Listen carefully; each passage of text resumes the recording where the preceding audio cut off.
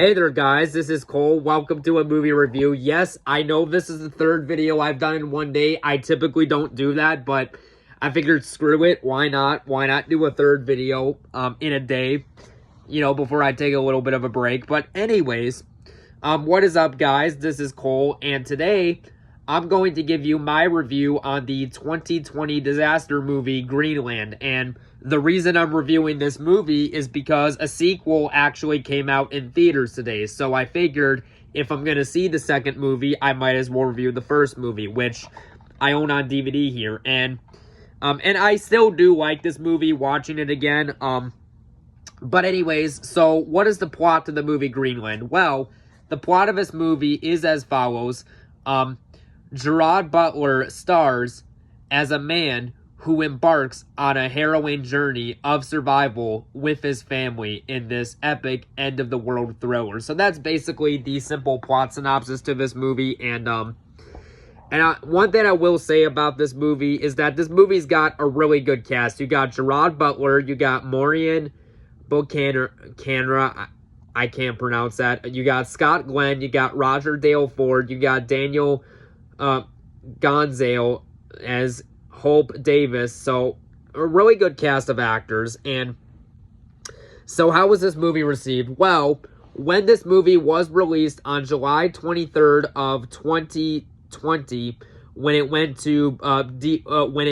to theaters as well as video on demand, because remember, this movie was released in 2020 when COVID was a thing and when some theaters were shut down. But anyways, when that happened, when this movie came out, the movie received positive reviews from critics and audiences and was a hit at the box office and video on demand, making $52.3 million worldwide on a $35 million budget. And critics praised the movie for its performances and its overall thrilling tension. And I got to agree. Now, interesting thing is, obviously, because COVID shut down most theaters in 2020, I wanted to see this movie in theaters, but the theater where I was at, the theater where I live was closed at the time. So now, yes, I could have waited for it to go on cheaper on streaming, but I was like, screw it, because I wanted to watch the movie.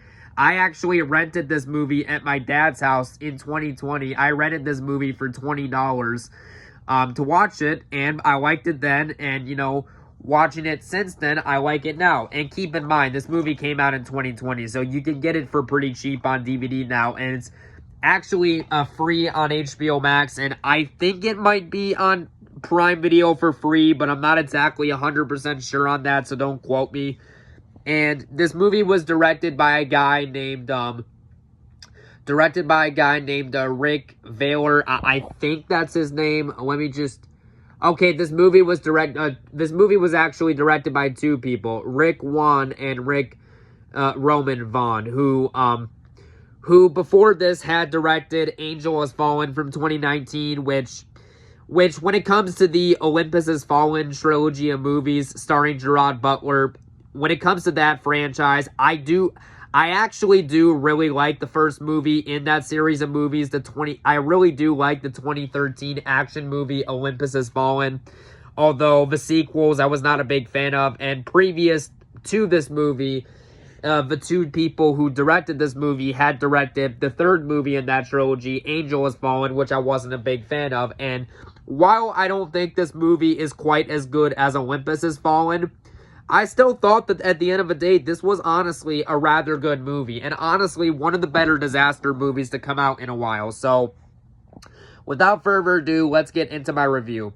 So, the movie starts off where we are introduced to our main character of the movie, John Grady, played by Gerard Butler, who basically is an architect that builds buildings. And he decides to go home to his wife, because he's stressed out. And, his boss gives him permission to take the day off work. And not long after that, we learned that John Grady, played by Gerard Butler, actually has a wife and a son. And his wife's name is Alice, played by Marina Buchanan. I think that's how you pronounce her name. And Gerard Butler's character, John Grady, has a son by the name of Nathan, who is played by Roger Dale Floyd, who I'm not too familiar with as an actor, but I thought the actor who played the kid was pretty good in this movie. I think really all the cast give good performances in this movie.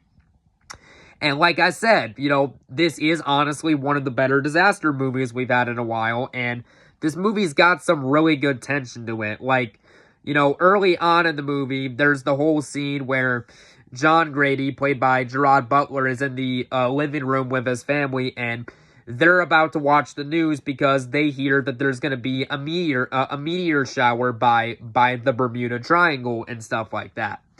And they're all fascinated to see it. But before this happens, John Grady is in the kitchen talking to his wife, and he personally thinks that there's a lot more, that the asteroid's going to hit more than just that, and that his wife doesn't believe him. But then John Grady says to his wife, then why are there so many military planes out where we're at right now and stuff like that? And of course, because it's a disaster movie and we all know where this is going, there's the countdown.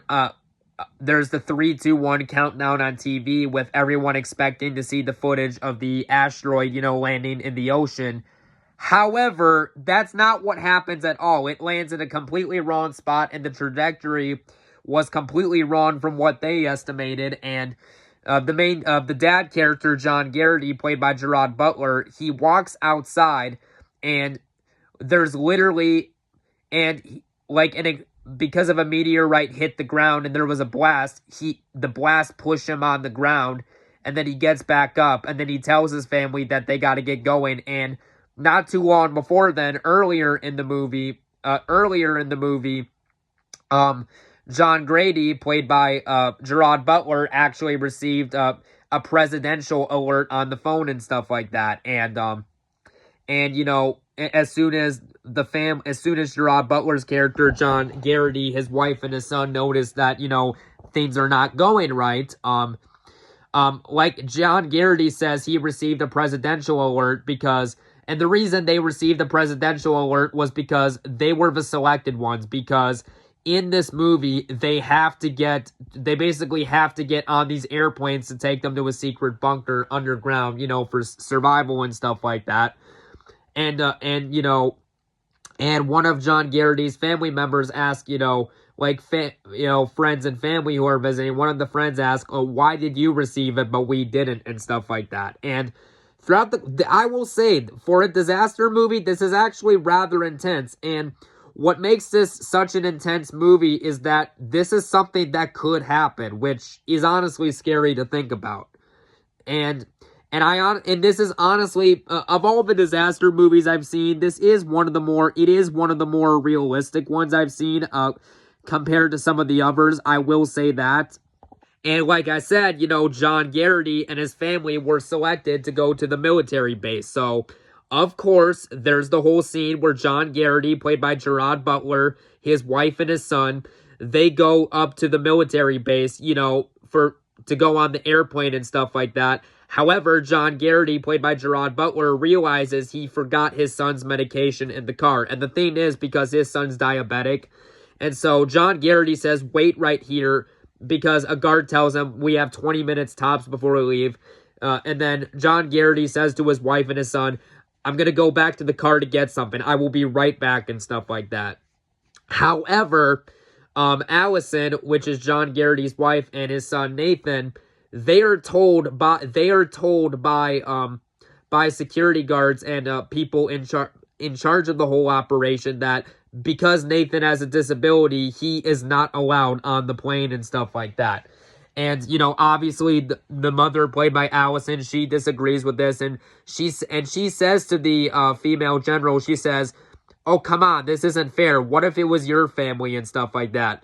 And then she says to Allison, my family was left behind. They weren't chosen. And she says, I'm so sorry. I really am. But please, I'm begging you, let the son on the airplane. And while this is going on, John Garrity, played by Gerard Butler, gets the medication and stuff like that. However, the wife and, her husband and the kid, they all get separated, and they have to find a way to get back to each other. And that's what I really like about this movie, is this movie very much, again, it is a disaster movie. This movie's meant for entertainment, but it's also, again, like I said, at least compared to some of the other disaster movies I've seen, it is honestly one of the more realistic ones. I will say that. And I personally thought that the family dynamic was very strong in the movie, you know, and what makes this such a really good disaster movie is you honestly care for these characters' safety. Like, you care about the father, the wife, and the son. Like, you care whether they live or die. And the screenplay to this movie is so good. Like, the screenplay here was written by Chris Sparlin, who I'm not too familiar with as a writer, but I thought he did a rather good job writing the screenplay to this movie because, again, you care whether these characters live or die or not. And then, of course, there's the whole scene later in the movie where Allison, when she's trying to find her husband and stuff like that, but, you know, they decide to go look for the husband, and of course, there's the whole scene where Allison decides to go inside a pharmaceutical place because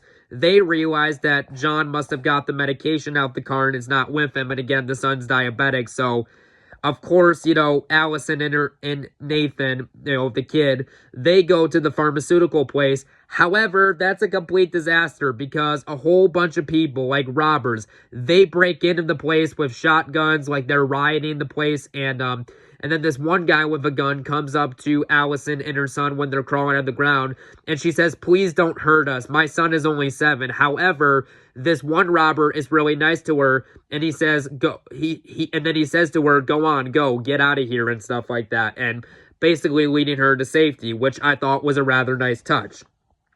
And then, of course, there's the whole action scene in the movie where John Garrity, played by Gerard Butler, is basically, you know, he basically comes across a guy with a truck, and he basically asks if he can get a ride up to the military base and stuff like that to reunite with his wife and, you know, his kid and stuff like that.